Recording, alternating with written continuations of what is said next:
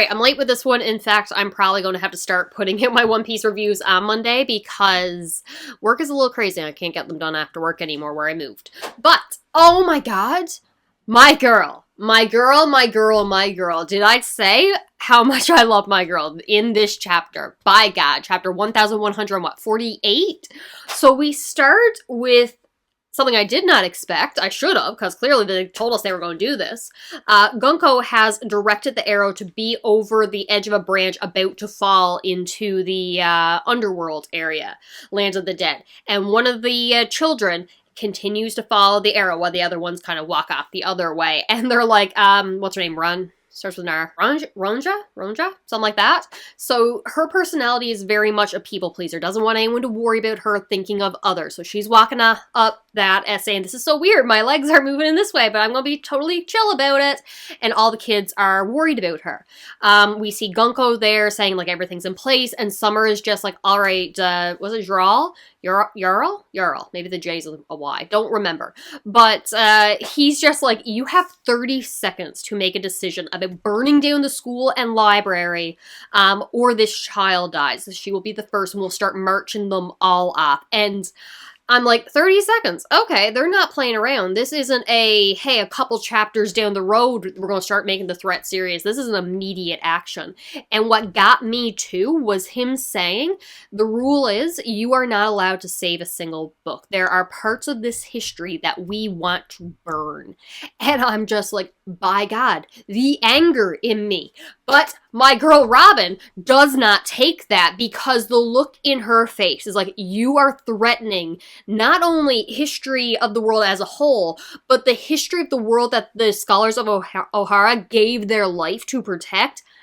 No. She tells Chopper to stay hidden. And then Chopper's like, listen, we don't know, like his powers or anything. And the giants in the background are just all screaming, can't somebody do something? This isn't going to end well. As Summer's like 20 seconds left, Jarl. And Robin makes herself known immediately, face to Summer's head. Would have probably killed the regular person, but he was fine. Apparently Gunko and the other Straw Hats, who are all tied up, Brooke hilariously completely bandaged and wrapped up. I didn't think they were so close to Summers, but they're very close nearby. And Jinbei's just like, don't let your guard down, we don't know their powers, and Robin is remembering Saul saying these people are immortal, and she's like, I know. And then snaps him in half, and it's just like, oh, good job, you killed him. And then he just stands up. Usopp compares him to a zombie, just like the other one, like you can't just kill them. And he's like, you must be Nico Robin. As he was getting snapped in half, he recognized her power. And I'm just like, don't talk to my girl. Don't talk to my girl. You don't deserve it. Robin had said previously to Chopper, like, I know we shouldn't interfere before we learn their abilities, but I can't keep my emotions in check right now. Very few times have we seen Robin angry. I'm excited to see her fully lose control. I think this is the best we're getting in this one chapter, because the ending implies that she might not take a main role in the fight right now. But even the little panels we got, because she's still pretty much emotionally in control of herself, but you see the hatred, the anger in her eyes, and she's just like, I'm going to snap them in half. We got Ripley and Frankie running to get to Summers and like save her child.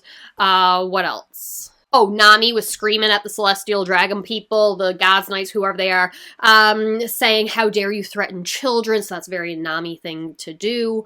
But when Summers stands up after just being snapped in half, he's like fixing his neck. He's like, yeah, 10 seconds left. Like, it didn't even faze him. Getting his back broken did not even stop his count for you all to make the call on whether you're going to save the kid and burn down the libraries or everything. And you got the other giants screaming about how, what choice do we even have? It's like, we can't let them kill the kids, that's ridiculous. Yeah, but it's the history of the world, we can't just sacrifice that. Not to mention the former king, this is what he wanted for our future. Are you guys missing the bigger point? Like, yeah, that's the immediate threat, but they want to subjugate us giants and be used as foot soldiers in their army. We can't just bend down to the world government. They all have very valid points. But my girl Robin is just like, yeah, I'm gonna get rid of the immediate immediate problem, though. I was like, somebody save us. Robin then knocks Summers over the edge of the branch thing, knowing that devil fruits have a range. So the idea is, if she gets him away from the children, then the thorns won't come out, and they might be able to save them and get them off the big arrow thing. Summers is just like, you got a crush on me or something? I see your plan not gonna work. And he shoots my girl with the little spiky thorn things. And I knew it had to be a clone. She's not just gonna throw herself over the side of the cliff. That's fine. It all disappears. Very well planned out. Showed that she was thinking things through and had a strategy. Love that for my girl. But it wasn't enough because he uses his thorn thing to go up, like, grapple, I guess, onto the branch, so he's still within range. And it's just like, Jarl, 1 second left to make your decision as Robin is trying to, cut through the bandages and arrows that are tying up the other straw hats, and it's not working. And the Summers has pulled himself up, and Jarl just, like, doesn't know what to do. The sweet, sweet little girl is on the edge of the arrow, about to fall to her death or walk to her death. And it's just like, Jarl, I'm really scared, but that's okay. I love the library. I love the school. I love my friends. Everyone will be sad if they burn down. It's okay. I'm really lucky. I'm going to be okay. I'm sure. Tears streaming from her eyes. Don't burn down the library. It's okay. And of course, Jarl's just like, set on fire, save the girl. And just as Summers pulled himself up and is like fixing his, he already fixed his neck. He's fine. He's coming back up and he's grinning that he's thinking he's won. Just then his hand's gone. Oh, he also hurt my girl Robin again, wrapping her up in the thorns with her real body. I'm sure the clone body being stabbed hurt, but now he's going after her real body, and it pissed me off. But yeah, he lost a hand, and he's just like, what? My hand's gone.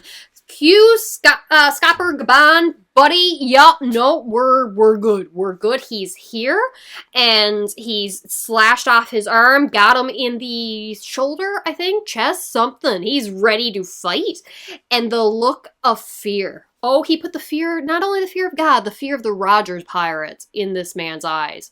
Because he looks to Summers and he's just like, long time no see. They have a history. What history do we have? Was it God's Valley? Did they fight there? Are we going to get a continuation of the God's Valley flashback and learn what was going on? Because I feel we still got mysteries and stuff to answer there. I need everything. I need everything. I also need these people to get the hell away from Robin. She's done her job. She took offense to them threatening the history of the world. She kept her composure. She had a plan. She stalled for time, I guess, even though it didn't really stop the count. Yeah, I just need Summers to die. He was my favorite of the God's Knights, but he threatened my girl, and he's now on my list, so I need Scoppers to kill him. What else do I need? Loki flashback, so Luffy is not in this chapter. I'm going to assume the girl's going to eventually walk off the edge, and Luffy's going to jump up, grab her, save the day.